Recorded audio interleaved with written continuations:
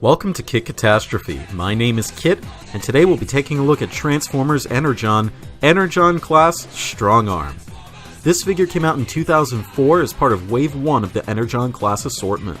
Energon STRONGARM is quite possibly the very first Transformers figure I've ever gotten, apart from maybe Landmine, Megatron, Snowcat, or Scorponok from the very same line, and is thusly one of the figures I have the deepest nostalgic connection to. Cybertron Scattershot only has an even stronger connection because I genuinely remember getting the thing back in 2006.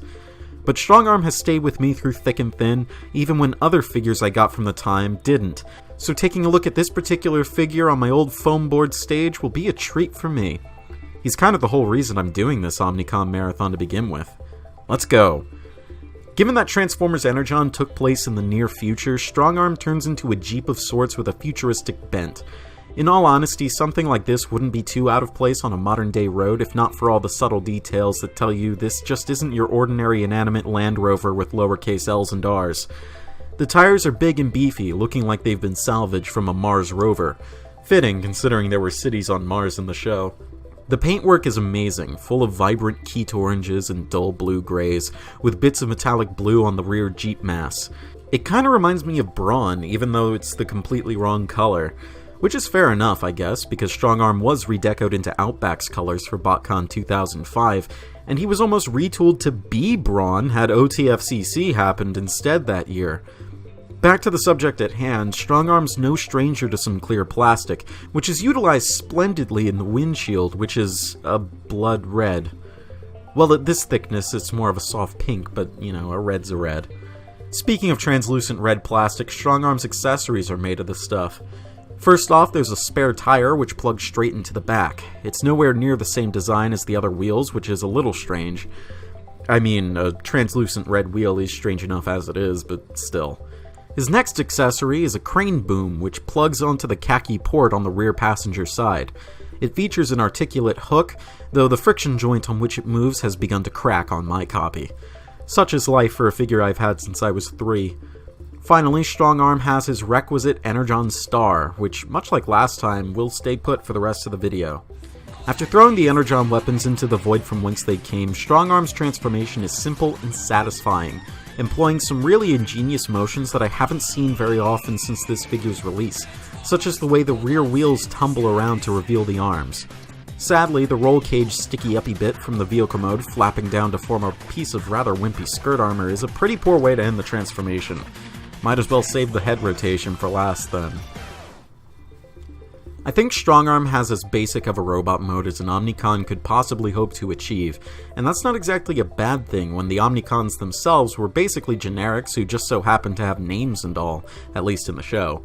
Much like his name suggests, STRONGARM's build is very boxy and beefy, which fits his quote-unquote character as a worker. Funnily enough, the arms themselves are the weediest part about him, since everything else is made of pure Jeep chunk. I can't fault it too much, though. Maybe his arms are just made of a denser metal. Something that's not dense, however, is that skirt armor. Sure, the doors make some solid plates on his flanks, but that roll cage leftover is not gonna protect anything. Sorry, pal, but you're gonna lose that little STRONGARM if you get shot there. Speaking of things that have heads, let's take a look at that head sculpt. It's nice and solid, managing to just scrape by the pinhead threshold, fortunately. The face is nondescript enough, being a generic and all, but take a look at that Neanderthal brow ridge, and it's painted red! Normally something like that would look super dumb, but I think old STRONGARM here really pulls it off. If only there wasn't a gaping hole in the top. That spare tire from earlier can split in half, and for some reason the instructions say you can place those halves onto his shoulders to give him some spikes, I guess? The literal only purpose this has is so they have somewhere to go when he's wielding his massive Energon rifle. Yeah, I don't think it's too convincing either, but it's nice to have some variable weapons options. I prefer the axe configuration, which is reached by holding onto the gun barrel and sticking the tire halves onto the other end. See? Much more convincing. Energon STRONGARM was packed in the exact same wave of Skyblast, so we can obviously expect him to have many of the same limitations that his wavemate had. But he does offer some possibilities that Skyblast doesn't, which is interesting. Starting off at the head, he has an actually useful head joint that goes all the way around, partially due to transformation and partially just for, poseability purposes. At the shoulders, he has a ball joint that can swivel 360 degrees forward and backward, and usually it gets stuck on these little abscesses on his shoulder mush, but if you use this transformation joint, which could also double as a backwards butterfly joint, but it's seated a little too far back to be really convincing, you can get this peak of the shoulder plate under that little abscess, so he can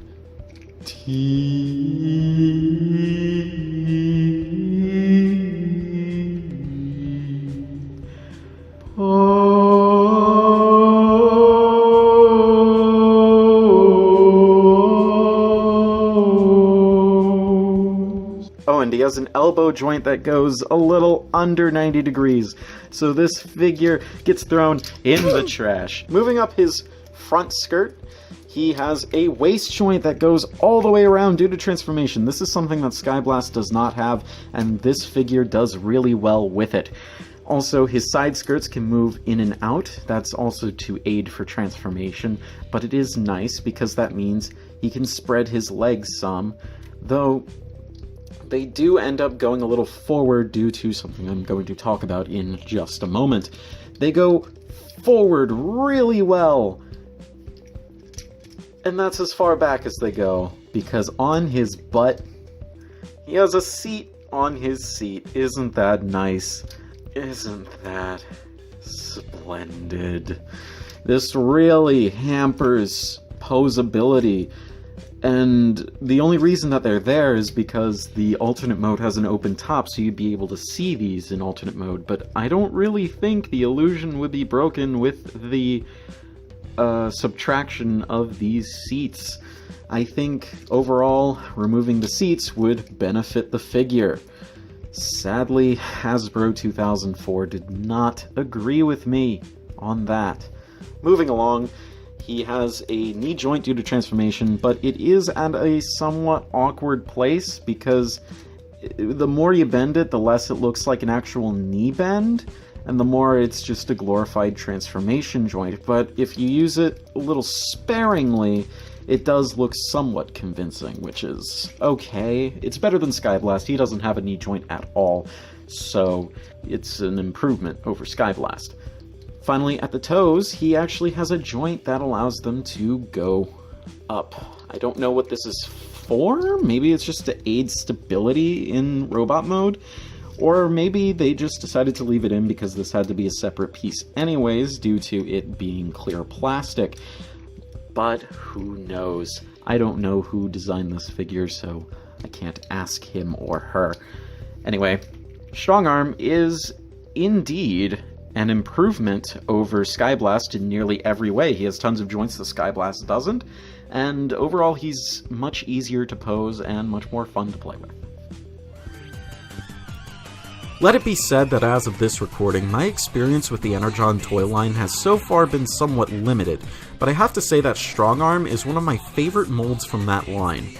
Keep in mind that this is totally the nostalgia goggles talking. Objectively, Strongarm isn't as good as he could be, especially considering his hampered leg articulation. However, Strongarm makes up for that with tons of playability with his Energon weapons and buckets load of pure early noughties style. It should be pretty cheap on the aftermarket, so I don't think there would be much risk in picking up this little guy. And with all that said, I give Energon Strongarm the rank of lovely. For my next review, I'll continue my look at the Energon Omnicons with Signal Flare. This has been Kit Katastrophe. Transform and roll out.